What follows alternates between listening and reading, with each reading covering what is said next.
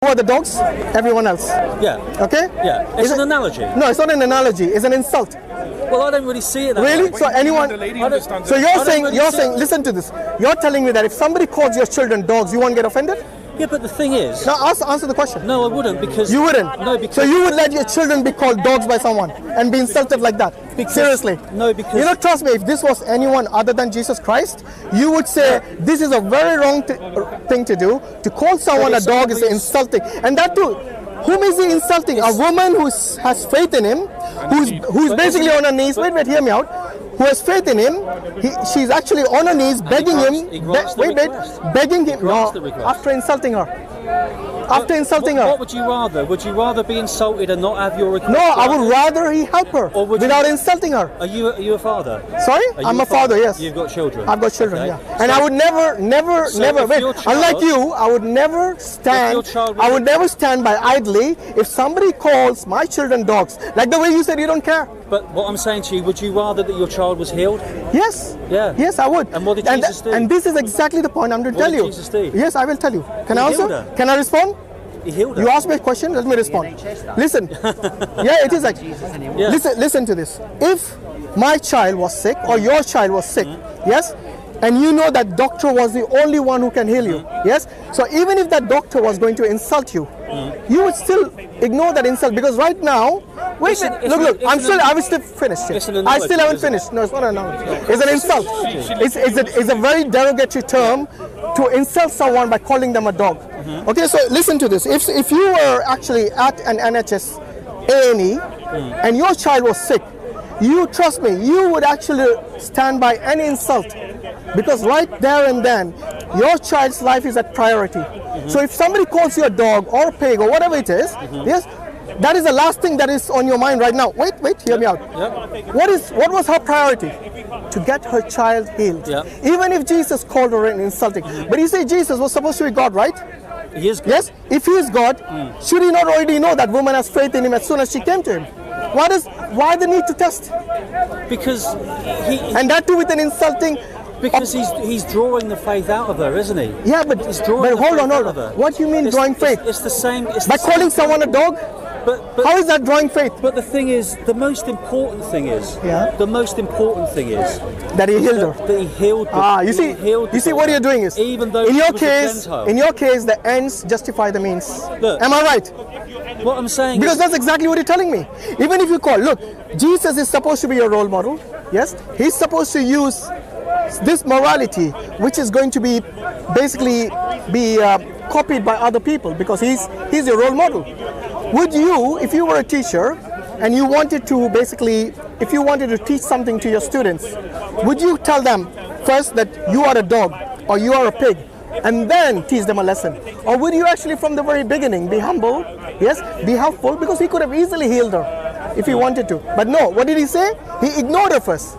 Secondly, he told her very specifically that I have not come for the Gentiles, I've only come for the lost sheep of Israel. Yes? So he did this, and on the third occasion, when she humbles herself, even after being insulted as a dog, yes, she was on her knees begging him, said, even the dogs eat the crumbs which fall from the master's table. So she's reduced herself even to a dog in order for her child to be healed, because that is her objective.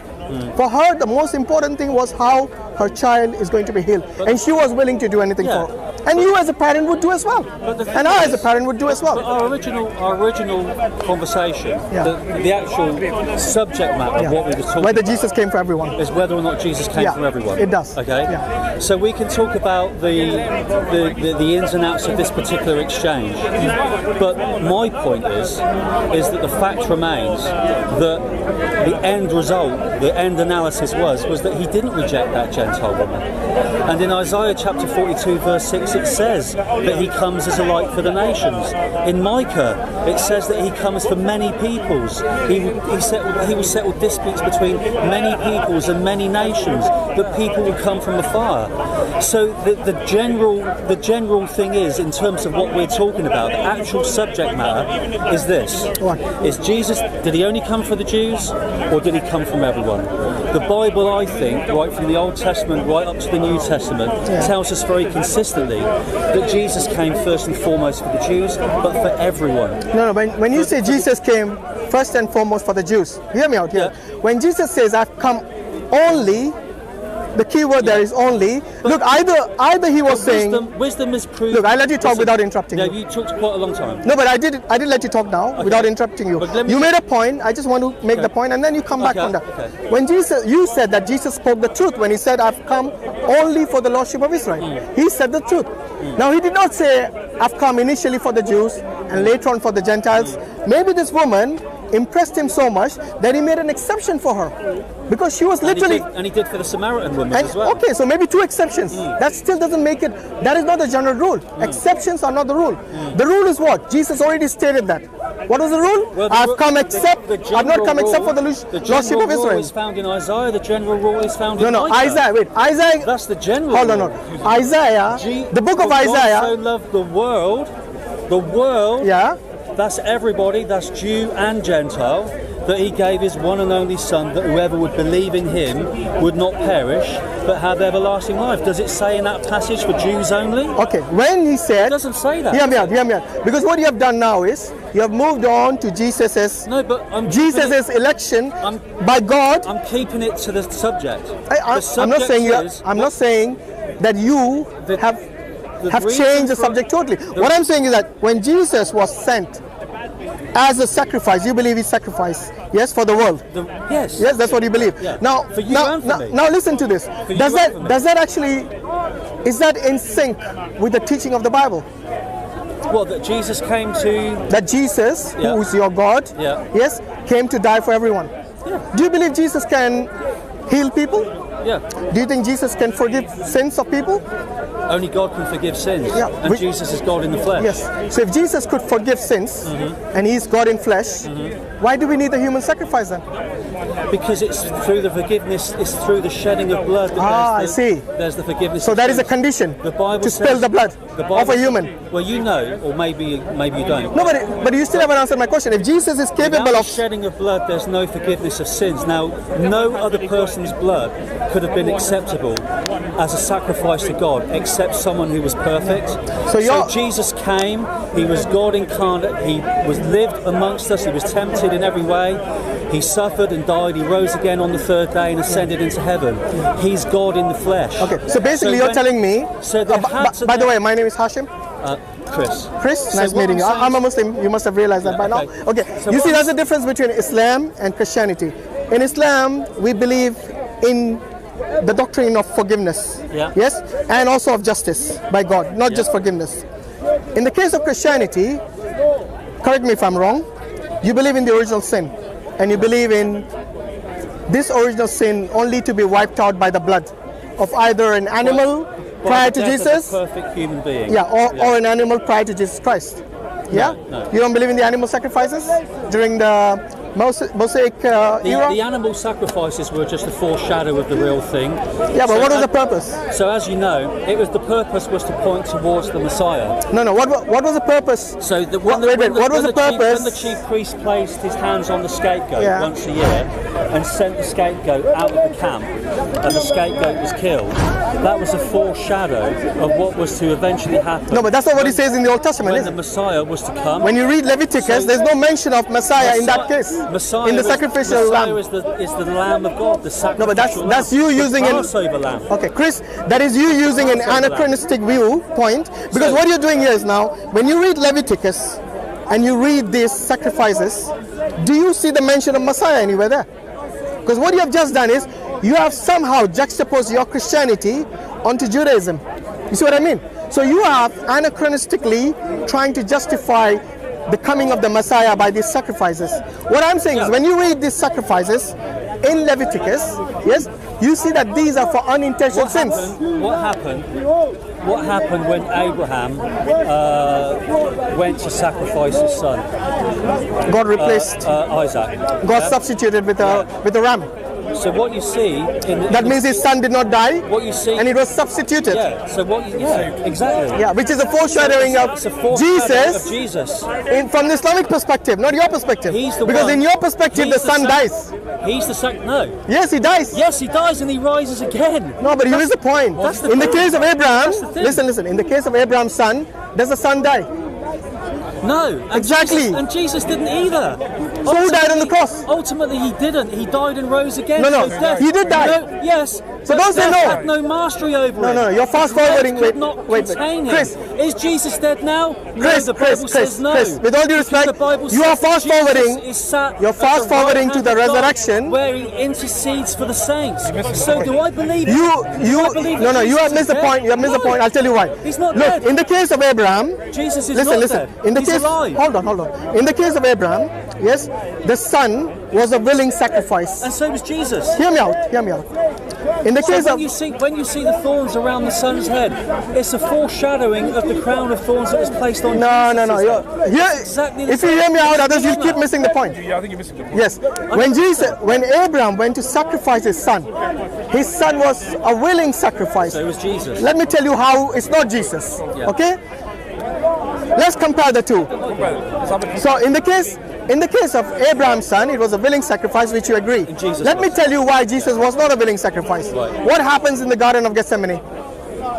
But Go on, tell me.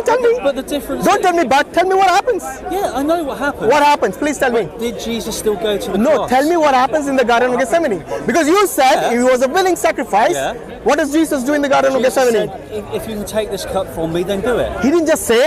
Yes. He but- begged God for it. Yes, but listen. What was he sweating But blood? listen, this is what I will say to you. What? Wisdom is proved right by our actions, not by words. So you're telling Jesus' words were not wise?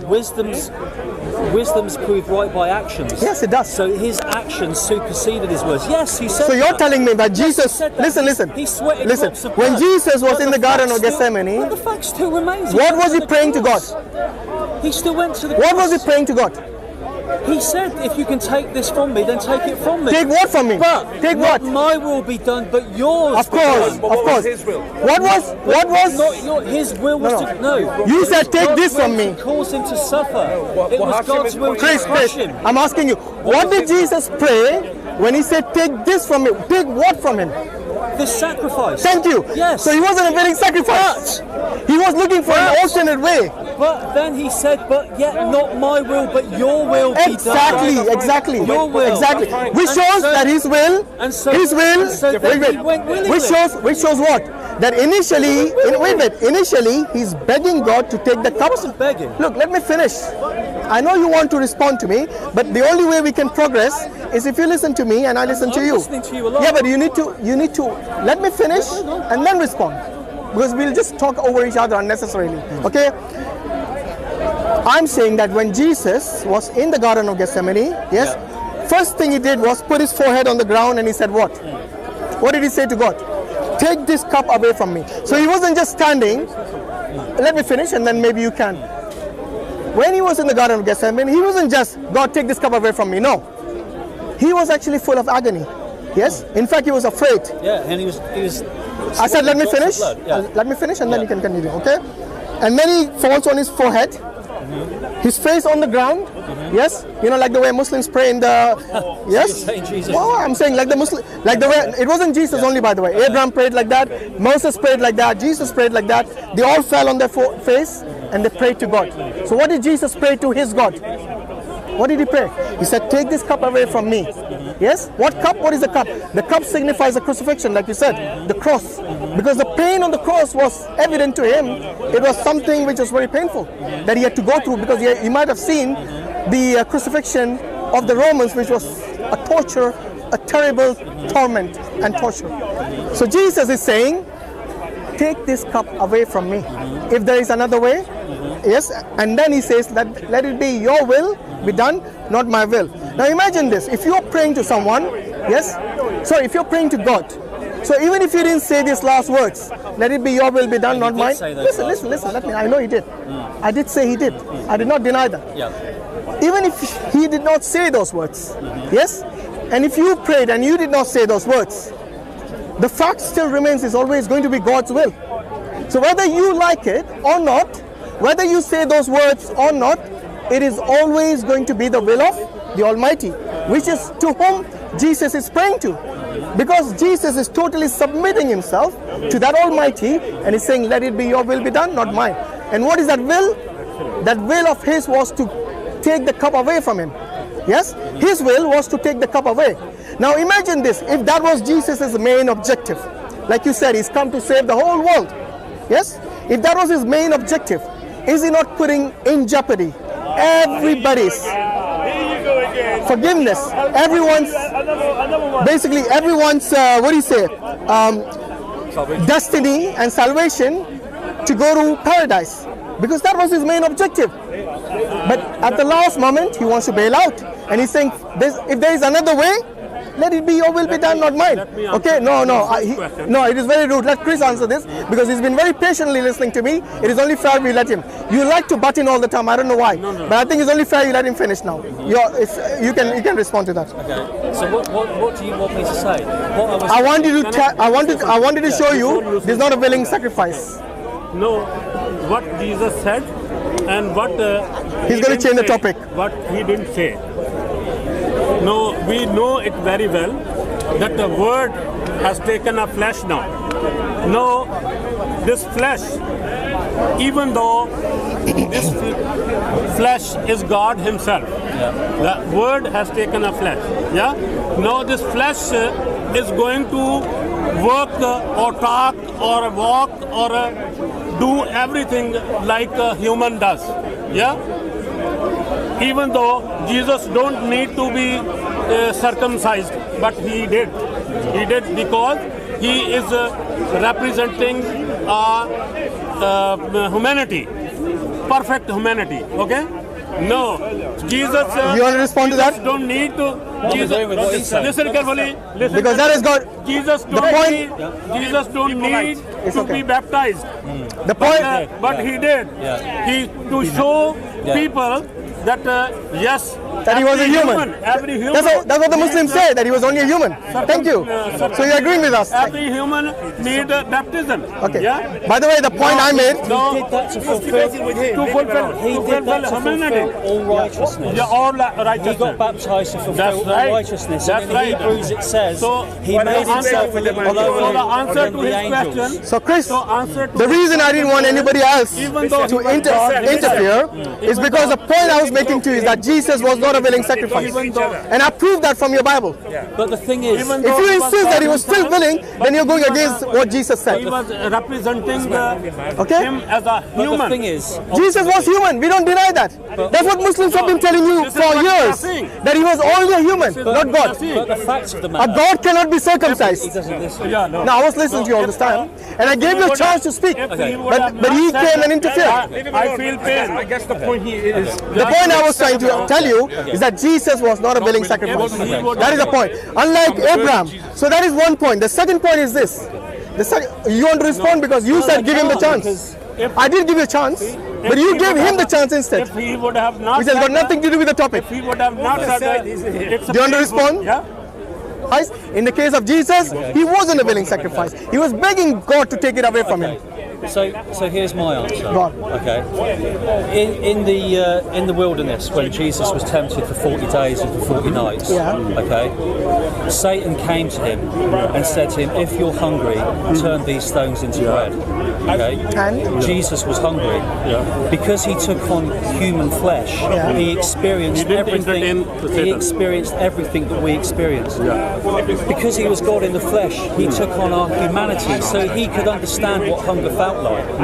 Satan said to him, "If you're God, throw yourself from this temple, because surely the angels will lift you up." Okay, and Jesus said, and Jesus didn't entertain that. Why? Because what Satan was trying to do, he was trying to get him to operate as God. Now, what is Jesus? What is the Satan? Jesus It is written. It is written in the law. Did he not say that? So Satan knew the Old Testament. But Jesus never did that. Why? Because if Jesus done that, he'd have taken on the role of Antichrist. And He would have taken what? He would have taken on the role of Antichrist because he would have. Why? Because he wouldn't have been. He would have been operating as the Son of Man anymore. No, but that's what the Old Testament says. Satan deceived Adam. That's what the Old Testament says, that even if he falls, even if the Messiah falls from a high place, I don't remember exactly what he says. So the Satan was actually agreeing with the Old Testament, which Jesus did not fulfill. So what I'm saying is, in that instance, is that in that instance, Jesus. Sorry, they want us to come here because I think Satan said, if you're hungry, turn these stones into bread. He didn't do it. You know, if you're the Son of God, throw yourself from this temple. He didn't do it. But anyway, I think we are. Remember what the other. We are sidetracking because our case that we were trying to prove is the original sin. Because I was trying to tell you that the original sin is something which is unjust. Satan knew that Jesus had subordinated himself to the Father. He was trying to get him to act outside of what he was sent to do. He was trying to get him to act as God. And Jesus would never do that because Jesus said, I only do what I see the Father doing. Okay. I think you're missing a very important point. So we know that at the Garden of Gethsemane, of course, Jesus, as a man, would have felt that that's going to be something he doesn't want to do. Are you telling me he was only a man then? No, I'm not saying that. So why was he praying if he was God? I'm saying that. And to whom? What was in the beginning? To whom was he praying? What was He was in the praying beginning? to his Father in heaven. His Father? Why? Why? Because Jesus said, I and the Father are one. Okay, if they are one, then why is he praying to the Father? Because the word for one in Hebrew, there's two words. What is? Is yakid, which means a singular one, or ikad. And Yakid? Yakid Yakid means what? One. No, it's one. not. No. Ikad, Echad means one. Yakid means what? It's a singular one. No, I think you should check it up. Ikad Because many people bring this up without realizing Hebrew. Means a plural oneness. But anyway, if you I said, and the Father are one. okay, so if they are one, It's the wait. It's the, One in what? It's the plurality of oneness. Bro, one in what? Understand. No, they are one in what? You're made in the image of God. You're made They are one in the what? likeness of God. You said they are one. So you're Guys, stop it. There's too many discussions here. One discussion. So you're saying Jesus, wait. When he was praying, no. You made a point, I'm responding to that. Because you see, look. When I made a point, I'm saying to you that you're made in the image and likeness of God. You're going from so many red herrings here. There are too many red herrings. Let's discuss one thing at a time. You said to me, how can Jesus pray to God? Yes. Okay. If he's God, why is he praying to God? Not I'm how. saying to you because there's a triunity in the Godhead. No, but if he is God, listen. If he is God, it's the plurality of oneness. Chris, listen. Jesus left. Was Jesus fully God? When he prayed, was he fully God? Jesus, show us the Father.